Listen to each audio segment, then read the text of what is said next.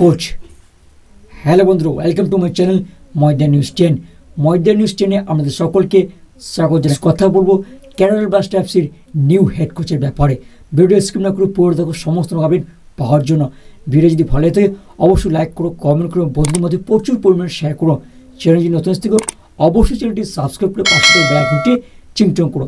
Indian football, world football ও local ফুটবলে সমস্ত update সবার আগে পেতে চলো বন্ধু, বেশি কিছু কথা বাড়াচ্ছি না, সবসময় মেন টপিকে বা মেন আলোচনার দিকে যাওয়া যাক।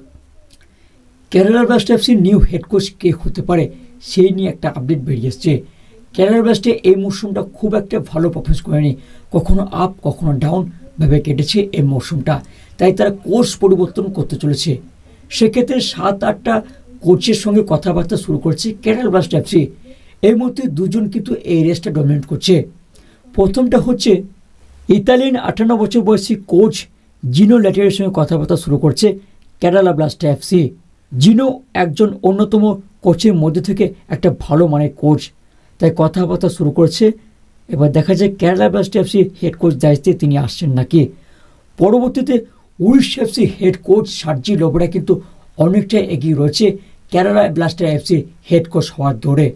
এই মুহূর্তে একটা আপডেট বেরিয়েছে যে উড়িষ্যা এফসির সাথে চুক্তি ছিন্ন করেছেন সার্জি লোবরা। আর কি Kerala blaster FC head coach দায়িত্বে সার্জি লোবরা আসবেন সেটা এখন সময় বলে দেবে। তো ময়দান 10 নিউজে আপডেট এটুকু। পরবর্তী কোনো আপডেট বেরিয়ে অবশ্যই আমাদের শেয়ার করবো। তো ভিডিওকে শেষ করছি, দেখা হবে পরের এপিসোডে। ততক্ষণ ভালো থাকবেন, সুস্থ থাকবেন, বাই বাই।